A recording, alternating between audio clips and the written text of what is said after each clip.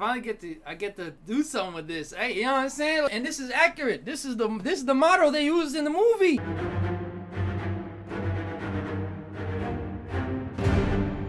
My fault. I need to chill out. Oh shit. Re-review. You know what I'm saying? As I'm just getting out, today we are going to be talking about Captain America: Brave New World, released February 14th, 2025, directed by Julius Onah, who I believe is a black man. Yes, he is! Let's go, man! You know what month it is, that's why I'm excited. Not a bad movie at all. I did enjoy it, to be quite fair. Is it the greatest? No, but mind you, this is a lot better than some of the movies we've had before. You think I'm about to? I'm not watching this. Look! I do believe that there is a lot of people out there that went into this film with very high expectations, you know? I just think they set themselves up for failure. So that's on y'all. But before I say anything else, I am going to throw up one of them spoiler warnings real quick. If you have not watched Captain America: Brave New World in its entirety, and if you do not want to be spoiled, as I will be talking about this movie in some detail, I suggest you click off the video and come back to it after you've seen the movie. It'll be here for you. But if you don't care, you don't care. We welcome you anyway. Starting off, this intro, very decent. I don't mind it. I find it funny because the first thing they do, I swear, the first thing they do is write off Betty Ross. I guess in this movie, President Ross, played by Harrison Ford, we'll get to that in a second, is a bit estranged from his daughter now, preceding the events of either the original Hulk, I would assume, because that's the last time we saw Betty Ross, of course. Basically just trying to fix his relationship. At the same time, he's trying to, I don't know, prevent a world war or whatever, trying to make sure that this treaty with Japan, India, and Paris, or France, I should say, goes through. Now, we're gonna get on to what I was saying. Harrison goddamn Ford. That's a strong point if I've ever seen one. I don't think you understand. Mind you, it is a recasting for Thaddeus Ross. The original actor, William Hurt, who we know from the Incredible Hulk movie in 2008, he did unfortunately pass away 2022. Rest in peace, William Hurt. Of course you are missed. Harrison Ford making his MCU debut. I'm not gonna overhype this nigga. Harrison Ford, he is one of the most iconic actors to grace the silver screen. You can argue with your mom about it. He's been around the way. I love Harrison Ford being in the MCU now. Granted that it's not the best time for him to join the company, but whatever. You know what I'm saying? We get to see Harrison Ford in a superhero movie. What? I'm taking that. Now, in this intro as well, Thaddeus Ross running for president. He's now the president-elect, actually, at this time. We do get early on in this movie an intro-ish to the big bad of this movie, or the mastermind, I should say. I guess it's pretty early. I don't know if they try to hide this, but it is Leader, with Tim Blake Nelson reprising his role as Samuel Stearns from the original Incredible Hulk movie in 2008. I'm not gonna say I'm disappointed with what they did with Leader, but I feel like we could have used him a little bit more. 5 months later, after President Ross has taken office, we cut to our intro of the movie's hero, Captain America. Yes, Captain America. I don't care what you say, he's not Falcon anymore. He's been relinquished that title, and he's taken up the mantle of Captain America. Argue with your moms about it. Let me say this about the new Captain America. The suit is fire. The gadgets we get, fire. The helmet, I don't like it. I guess technically now he is faster than he was with his previous suits. He now has the vibranium suit that he was gifted in the end of the Falcon and Winter Soldier series. So with them being faster, I guess he needs the helmet. It's more protection or whatever. I just don't like it. It just looks so goofy. Again, the suit is fire. I love the suit. Love the new design. We got rid of the cowl, which I guess even Anthony Mackie didn't like because it was so uncomfortable to wear. So we'll take it. You know what I'm saying? We also get early on our first real fight scene. The combat I like a lot here. From Sam, of course. I think the choreography was done very well. I like the fight scenes we get. I like the movement we're seeing from Sam. We also get introduced into kind of a side antagonist here in Sidewinder, who is played by, and this is going to be a strong point, just giving you all the heads up right now, Giancarlo Esposito. Another legendary actor, because if you've watched Breaking Bad, you've known him as Gus. But if you've watched The Mandalorian, he's General Moff. If you've watched The Boys, he was in the Maze Runner movies. OG Spike Lee, he was in Do the Right Thing. He's also another one of them boys that been around the way, you know what I'm saying? As we get further into this first scene, I'm getting a lot of Steve Rogers from how they build Captain America in this new franchise, because I do believe we're getting a new franchise with Sam Wilson. By that I mean the fight here with Sam and this big guy. I don't know why I put air quotes. He's quite large. This fight here, it's no joke a carbon copy of Captain America's fight in Winter Soldier against Butchrock the Leaper, played by GSP, if you didn't know that. I don't think it hurt the movie, but it didn't really do too much for the film either. You know what I'm saying? In the area of originality. Now we also are reintroduced, I should say, into Joaquin Torres, who we met in the Falcon and Winter Soldier series. He's the new Falcon, I guess, so not mad at that. Not mad at that at all. And now after this mission that Captain and Torres have just completed, where they had to retrieve this payload or package, whatever, we do get reintroduced into Isaiah Bradley as well from the Falcon and Winter Soldier series. Love seeing him again, you know what I'm saying? I like him as an actor. I think he did very good in his original role. Also, I love the fact that we're still keeping the black Captain America around. You know what month it is. I'm just saying. Now, these three are invited to a presidential conference at the White House, of course. I'm very excited about this because what President Ross decides to reveal. If you remember the Eternals movie that released in 2021, we did see that in the middle of, I believe, the Indian Ocean is a big celestial carcass, essentially. So that apparently just amassed out of nowhere. They've done some research on it. They're trying to divvy it up between the nations that did discover it, I should say. Again, France, Japan, India, and the United States. This is the treaty that Ross is trying to keep together so badly. But we find out that this being is made out of, pause for dramatic effect, adamantium. Adamantium is now introduced into the MCU. It is now canon. If this doesn't scream, if let me get up for this. If this doesn't scream X-Men, I don't know what to tell you. They're building the X-Men up. They have to be. And I understand that's kind of like a loose theory because there's only one real mutant that's related to adamantium. But it's the best mutant out there. Let's be honest. I'm not gonna sugarcoat it. Wolverine is the best X-Men alive. Just saying. Now, as this presentation is going on, something weird happens here. All of a sudden, Isaiah gets up, takes a gun off a guard, and shoots at President Ross. I'm gonna make a quick note here because I'm gonna give a strong point to the sound design we get. We do hear some clicking, some flashing, whatever. That is to indicate mind control, which is what just happened with Isaiah and a bunch of other people that were in the crowd as they tried to kill President Ross. In this scene, actually, we do get some vintage MCU action. And what I mean is, like, I've said it before, I think, but the closer we are to street level, the better the MCU movies are. And I can't be the only one to think that. When you have movies like Winter Soldier, when you have movies like Iron Man's 1 through 3, when you have movies like the first Avengers, which is technically not street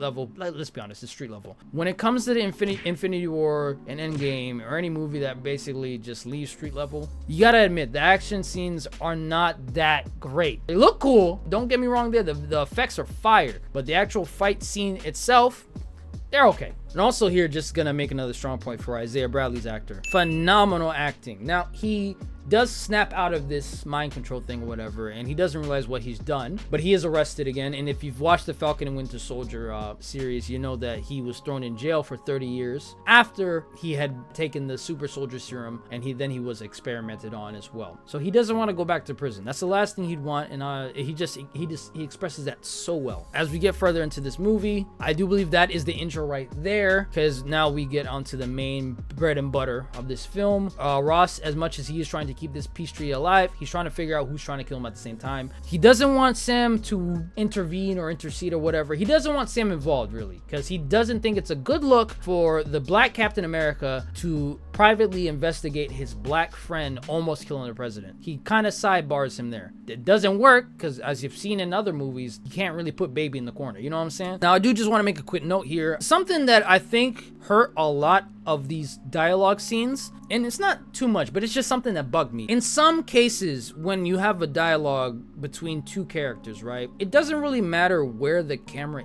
is, to a sense. This is just my opinion. This is just something I think that would have helped the dialogue or the conversation pieces in this movie. I think the camera was pinched a bit too close. What makes a conversation seem authentic in a movie, I think a lot of it has to do with body language. And when you can't really tell, or you can't really read body language or see like how a person is affected or how a person reacts to certain shit, it kind of kills the conversation. Now, mind you, what I mean by that is, now I could be talking like this, right? I could be moving my hands like this. I could be moving my hands like this. It seems like different emotions. When you can't see that, it just makes the conversation look a bit flat. Now, mind you, if I were to just talk like this and not really put any thought behind it and just push the camera up, you can't really tell that from if I were to go like this. You know what I'm saying? This looks exactly the same. But I'm moving my hands, I'm moving my body a little bit. But if you push it too close to my face, you can't really see that. If that makes sense. So I just think that's what killed the conversations here a little bit. A little bit. It's a stupid thing that I noticed, but I just wanted to point that out. Now, as Sam, again, he's not gonna sit back and watch his friend get persecuted for something he doesn't believe he was responsible for. He is working with Torres behind the scenes to try to figure out what's going on. He is attacked by Sidewinder again. Sidewinder is cool as shit. I don't want to be biased, but Giancarlo, not gonna lie, no one else would have given the performance he did with this character. Just saying. Now, as much as I say that though, Sidewinder, he's bitched way too early. I get they're trying to build Captain America up. I think it just makes the characters around him suffer a little bit. Because again, Sidewinder, cool as hell. The actor, fantastic. We no joke see him for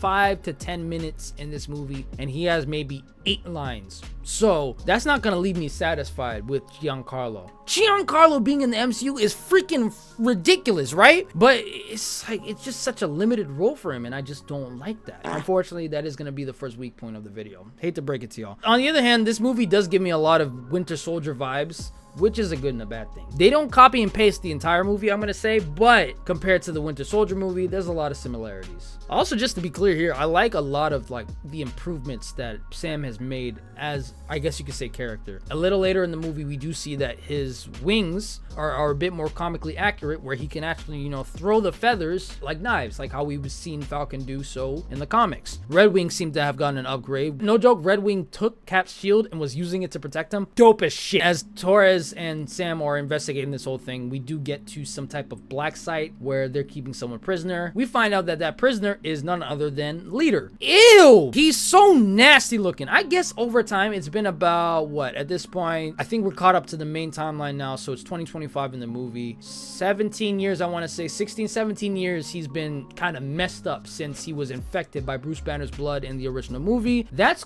taken quite a toll on his physical appearance, because he looks so nasty. He's got quite a bone to pick with Ross because of that, and Ross apparently has been kind of just using him as a lab rat in exchange for his freedom, which he hasn't given it to him yet, so you know, hey. The Leader in the comics doesn't look any better. He does though, actually, now that I think about it. He's just green. He's got a big head and he's green. In this movie, he's fucking deformed, and I'm sorry to cuss there, but it's like, it's so necessary. Now, as Sam and Torres try to, I guess, bring in Dr. Stearns, we do get another fight scene here. Choreography needs work, but it's very decent. It's not terrible, but it's not the greatest. It's like we're taking the baby steps with Sam Wilson as he's moving down this path as Captain America. This is our first time seeing Sam Wilson as the main character. It's also his first time really holding that mantle. So, you know what I'm saying? I'm sure we're only gonna get better. It's only gonna go up from here. I hate to say this, but the dick riders that usually are in love with some of the MCU shit projects didn't like this movie. That made no sense to me. Actually, when I find out that some of the biggest dick riders for this studio didn't like this film, that kind of gave me an idea that it's not bad. Some people that don't shut up about any other projects that don't deserve the hype that they get, they love those movies but didn't like this, that clicked in my head that this movie has to be good. You know what I'm saying? Like, I just made that distinction. Actually, let me tell y'all something. If you have not watched this movie yet, form your own opinion, please. Do not listen to anyone else that has reviewed this. This got 50% on Rotten Tomatoes, which is retarded. That doesn't make any sense for what I watched. So let me chill. And this is gonna be another weak point here, because we do meet a character who I'm gonna dub as Whack Widow. By that I mean Ruth, whatever the hell her name is. Thaddeus Ross is like security manager or some bullshit. Terrible. Maybe she gets better in the next movie. I don't want to see her in the next movie at the same time though. This woman is apparently another Red Room graduate, and by Red Room I mean the Red Room that Natasha was trained in. So she is an ex-widow, hence the name Whack Widow, because she sucks. The one fight scene she's in, it looks terrible. Who is this woman? Like, I don't care about her. You know what I'm saying? I'm here for Captain America. I don't know why they just try to slide this slice of bullshit into this mediocre pie. You know what I'm talking about? Let me chill out, bro. I'm getting too angry. Just kind of rip off the next couple things I like here about this film. Later into the movie, Thaddeus Ross, he's trying his hardest again to keep this peace treaty together, but it doesn't look like it's going his way. So now he's decided that, you know what, forget the treaty for right now. If anyone's gonna take hold of the adamantium, it's gonna be the United States. So he goes down there to the Indian Ocean in a US destroyer. Him and Sam do link back up. Sam has actually figured out that Ross has been getting experimented on by Dr. Stearns while he was visiting him. We also at the same time get a good monologue from Ross here, because we find out that he's been trying so hard just to fix his relationship with his daughter, and he's actually been dying for the last couple years. Stearns has given him some type of a cure. I don't know if it's a cure or more or less he's just preventing the inevitable, but he's been giving him these pills, and that's been keeping his heart alive. Again, hats off to Harrison Ford here with the acting. I'm gonna bring up the mind control thing because it's Dr. Stearns who's behind all this. He's found a way to implant this mind control into people, and he'll play a song, like some type of blues song, and that's what triggers these people, right? Now we're in the Indian Ocean. The Japanese army is also here. Dr. Stearns has somehow managed to get 2 fighter pilots under his control. They start attacking the Japanese army. Now Sam and Torres are here to try to intercept this, because this goes the wrong way, we start a new world war. We do see a lot of cool superhero sequences, I'm gonna call them. A lot of beautiful shots here. They're misdirecting missiles that are fired from both sides. We see Sam using his new wings to cut through the fighter jets, which is fire. Even Torres is getting in the mix as well. They successfully do defend the Japanese army, and that actually helps the Japanese prime minister kind of sign back on with the peace treaty. Now at this time, I hate this, but I guess we needed it. Torres is injured here. He gets too close to a missile and it blows up in his face. We do get a suit change, I think, here actually, now that I think about it. I think he went from the blue and white with red accents to the mainly blue with silver accents and red boots. I love that suit. Like the suit we get at the end of the film for this, fire. Ooh, this was fire. This was a great reveal. I hope it wasn't ruined in the trailer. I only watched the trailer once and then I just forget about it until the movie comes out. As Sam is waiting in the operating room, watching Torres get operated on, in comes, pause for dramatic effect, James Buchanan Barnes. Woo! That was fun. The Winter Soldier walked into this movie and my jaw hit the floor. I'm not gonna lie. I don't know how people didn't like this movie. I'm gonna be honest. It is, I believe Bucky at this time is running for US Congress, which is crazy to think about. We find out that the pills Stearns has been giving Ross are infected with gamma radiation as well, specifically to target the blood cells in his body. Again, the peace treaty is back on. Ross is there to announce it. As he does announce it, Stearns, being as cocky as he is, he does actually meet with Sam again, and he kind of tells him, hey, you know, you might have foiled my big plans to start basically a war with Japan. I still got another trick up my sleeve. As Ross is giving his speech or whatever, we actually find out, and it's not even that you find out, it's given away in the trailer. Like, he's infected with so much gamma radiation through those pills, and they built up over time. When he gets like pressed at this conference, because they start asking him crazy questions, and again, Stearns has predicted all this to happen, he gets so angry that he actually hulks out, and we get the Red Hulk in the MCU. Also pretty damn cool, if I'm gonna be honest. Now, Red Hulk is a bit of a monster. Mind you, I do believe he is a bit nerfed here. He's just not as strong yet. Unlike the original Hulk, or unlike Bruce Banner, I should say, he's not as durable, he's not as strong, he's just more aggressive. We do get a final fight scene between Sam and Red Hulk here. I think the fight was badass. I think it was very damn cool. You know what I'm saying? Again, Sam's using them feathers like knives. We get to see more of that. Just the shots we get here from Red Hulk fighting off like the US Army and stuff, and these unmanned drones that he's tearing apart. It's very cool as they are fighting, and it's back and forth. Ooh, I don't think I even mentioned this. So now Sam's suit has the same ability as T'Challa's suit from the Black Panther movie. It absorbs all this kinetic energy to then re-output it as an energy blast or whatever you want to call it. And so as he's fighting Red Hulk, as much as he's, you know, absorbing all this damage and stuff, with the last wing on the suit, he does end up stabbing Ross, and because of all that kinetic energy that's stored up, a huge explosion takes place. Let me say this actually, because this is my one drawback with the fight scene here, because of how it ends. Because no joke, Sam Wilson injured, damn it, I'm pretty sure he has a broken arm or some shit. He straight up walks up to Harrison Ford, fully Red Hulked out, by the way, and he hits this nigga with some Takano Jutsu. Swear to God, holds his hand up and says, hey, you're better than this. I'm like, what is this? No. That's my one drawback. And the CGI here is terrible. And why is Whack Widow back? We do end the movie here back in the hospital with Torres. Torres is good. He's gonna fully recover recover. Maybe taking a hit to the ego here a little bit, but Sam assures him that you're gonna keep making mistakes, dog. But I need you to help me start the Avengers. Now, Ross is actually in the raft. He's taking accountability for what happened. Betty does end up visiting him. Liv Tyler does reprise her role as Betty Ross. Love that. I'm not gonna lie. That was a very nice touch at the end there. We do get a post-credit scene. Sam Wilson is talking to Leader, who's also down here as well. Leader does tell him, if you think I'm the last one, you got another thing coming, because there will be more of us. That ends it there. My guess, and again, this might be wrong, we're either building towards AIM or Leader's other group, which is called Intelligentsia. My guess, my money is gonna be on Intelligentsia, because Doctor Doom, I'm pretty sure, is coming back into the MCU. MODOK's already in the MCU. Now, Claw is dead, but I'm assuming they're gonna bring him back some way or some form, or just skip him over, whatever. All we need is Wizard and Red She-Hulk. And Egghead, sorry, we need Egghead as well. I want to say it's another Captain America movie we're getting here. It's not too clear. I'm telling you, people's expectations of this movie were way too high, so they ended up ruining it for themselves. If we're gonna split hairs here, though, when you think about it, the first Avengers not that good compared to the second movie. Again, we're only going up from here. So hey, let me say this. I don't think people are giving the MCU a fair chance at rebuilding what they had. Do I think they're gonna reach that status they were at pre-Endgame? No, but I think they're gonna get pretty damn close. Like, we've seen comeback stories before work very, very well. So I think the MCU's on a way up. Mean get back in order here. This was not a bad start to it, just saying. So just gonna give our overall ratings of the movie, of course, starting off with the writing and story. Don't think the writing's all that great. The story's pretty good though. The conflict here does carry the story quite a bit. So we're gonna give this a 6 out of 10, which is very fair. Again,